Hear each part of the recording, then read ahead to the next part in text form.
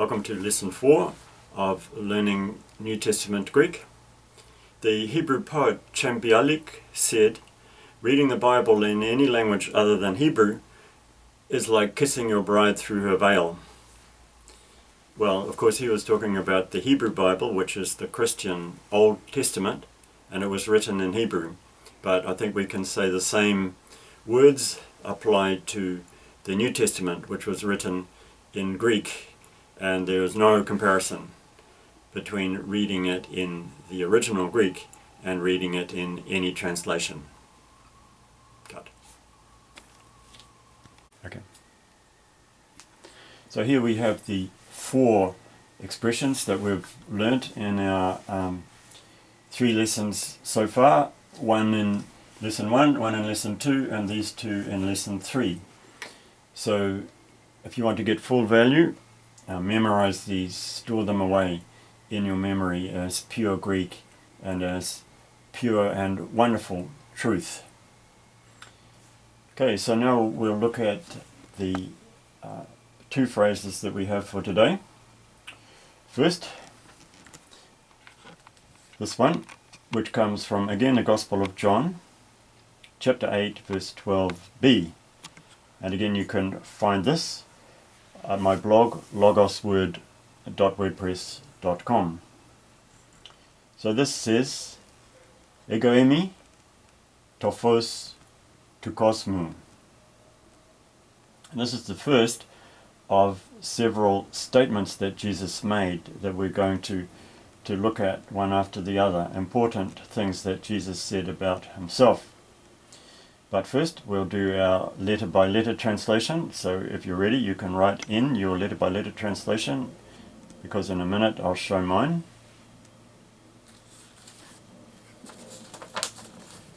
Here it is.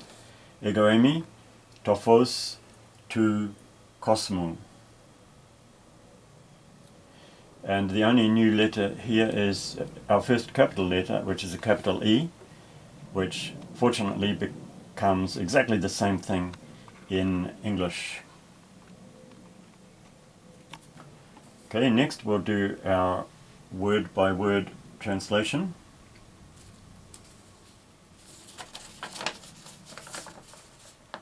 Which becomes, "I am the light of the world." So yes, this is the first of Jesus' famous "I am" statements, telling us about his nature and his mission.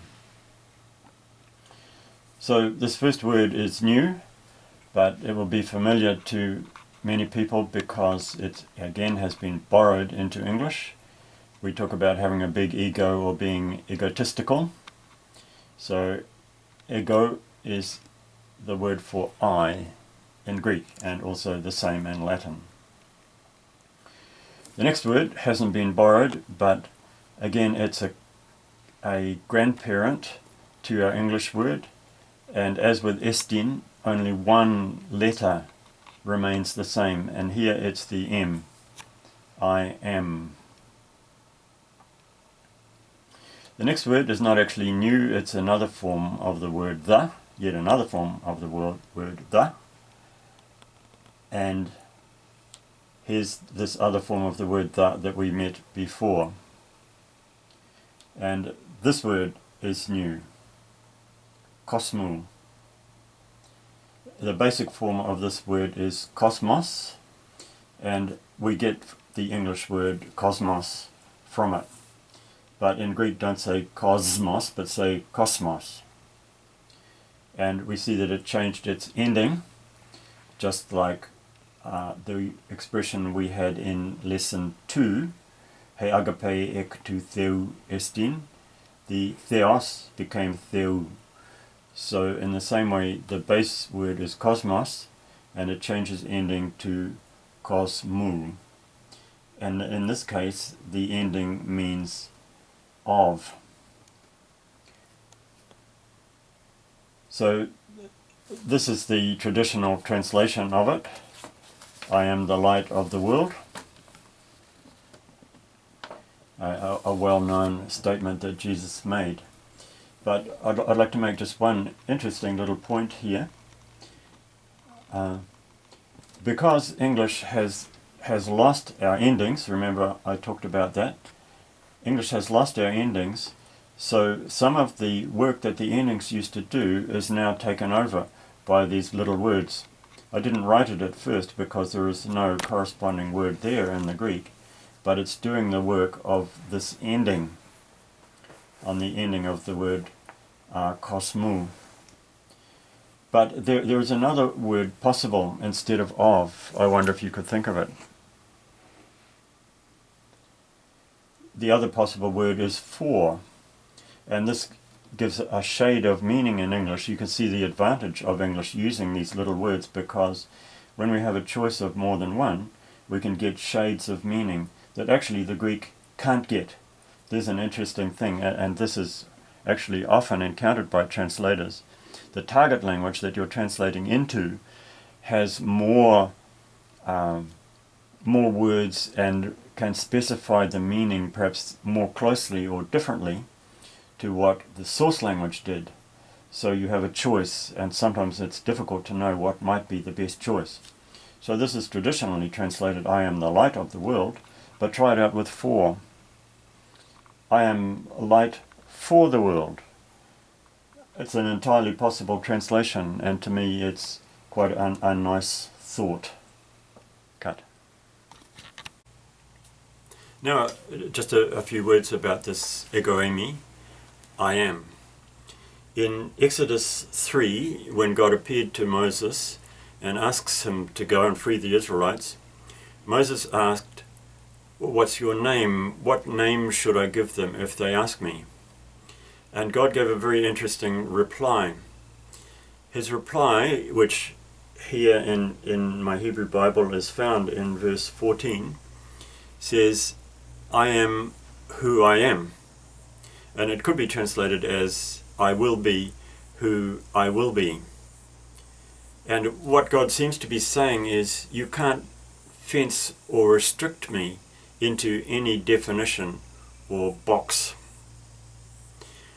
The Hebrew I am, slightly altered, made Yahweh, and this mangled several times over in English became Jehovah. But interestingly, in chapter 3 verse 12, God had already said, in answer to Moses' first objection, God had said, I will be with you. And there is that same word, I will be with you. Will be is one word in Hebrew, and it's the same word as I am.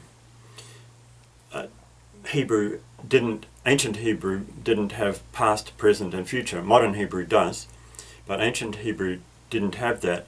Instead, they had a past and non-past. And so this is non-past, so it could be translated as I am or I will be. And to me, surely it's significant that this very first introduction to the name, or forward hint of the name, is in the context of I will be with you. So we can see lying right there in the name is a promise of God's presence and help, which is picked up again in other places in the scripture. So what about when Jesus says ego eimi? Some people say that this is a straight claim to being God. He's taking on the name Yahweh. I am Yahweh. There is some truth in this, but I need to make some points about it. The first one to note is that ego eimi in Greek is actually just the normal way of saying, that's me. So for example, the blind man that Jesus healed in John chapter 9, when his friends and family saw him healed, they questioned if he really was that man. And his reply was, ego eimi, it's me, it is me. So that's just a plain way of saying, that's me. Cut. Next we look at John 6:20 in my Greek New Testament here, and Jesus says ego eimi. This is the occasion when the disciples were scared when they saw him walking on the water, and they didn't know who it was. They thought it might have been some spirit. And they heard Jesus' voice telling them, "Ego eimi, don't be afraid, it's me." And that's certainly how the disciples would have understood it at first, just, "That's me." I don't think they would have interpreted those words, at least not at the time, to indicate a claim to deity. Perhaps when they thought about it later, they might have seen a deeper meaning in there, a hidden claim to deity, because this is often a characteristic of the way that Jesus spoke. He would say words that had a surface meaning, and then when people thought about it a bit deeper, they would find a deeper meaning. For example, the woman at the well in John chapter 4, he said, "I can give you living water." Well, living water is just the Greek way of saying a spring or running water, and that's how she would have understood it at first. But I can imagine her running back to tell her family and friends in the little Samaritan village, and halfway she would have stopped and thought, "Hold on, living water, what did he really mean by this living water?" And then even Nicodemus, who was a very smart man, in John chapter 3, he came to Jesus, and Jesus said to him, "You must be born again." And he said, "How can I be born again? I'm an old man." But much later, I don't know how much later, depending on how quick he was, he would have realized, hold on, Jesus said born again. Obviously he doesn't mean physical birth, but something like physical birth. I wonder what he really is talking about. So probably in this case too, at first the disciples would have just understood Jesus to be saying, "It's me," but then later on they might have been thinking of deeper meaning, and particularly John, as he mulled over some of these words over his long lifetime before he got around to writing the gospel. A couple of other examples where Jesus seems to be even more clearly making some sort of claim to divinity, chapter 8 verse 24, "Unless you believe that ego eimi, you will die in your sins," he said to his Jewish opponents. And in 8 verse 58 he says, "Before Abraham was, ego eimi." So that one seems to be a pretty clear claim to divinity, and it seems like the Jews in that instance took it like that. But one that I just want to focus our attention on for a little while now comes from John chapter 18 verse 6. This is where the temple guards come to arrest Jesus, and he asks them who they're after. And they say, "Jesus of Nazareth." And he says, "Ego eimi." Now, it says they immediately recoiled and fell to the ground. Now, I heard a preacher saying the reason they did that was they were stricken by Jesus' claim to divinity, and they were frightened of him as very God standing right there in front of them. But I don't think so. Here we come to a problem that afflicts many Christian preachers, unfortunately, even well-known international ones, and even million-selling Christian authors. They pluck things out of the Greek New Testament or the Hebrew Bible without reading the context. Maybe they can't read the context, but they can just pluck a word out, and then they try to tell us what it means, but very often, unfortunately, they're wrong. And the preacher who told us that this is a direct claim to divinity immediately understood that way by those temple guards. I don't think he read the whole of John to see how this expression, ego eimi, is commonly used just to mean it's me. So I think we have to look for another reason why they recoiled and fell down. It must have been perhaps just the force of his personality that caused them to do it. But they didn't have the time or the inclination there to find anything deeper. So anyway, ego eimi tophos to kosmou. That's me, Jesus is saying. And after mulling over this for the rest of his long life, John was starting to see the implications of it. Cut. Okay, our second passage for lesson 4 is this one, which comes from, again, the Gospel of John, chapter 6, verse 35. Ego eimi ho artos tes zois. It's another one of Jesus' ego eimi statements. So, if you have your sheet ready and folded, you can start doing the letter-by-letter translation, which I'm about to unfold. Here it is. Ego eimi ho artos tes zois. Now, we have a new word or two here. The first of them is artos.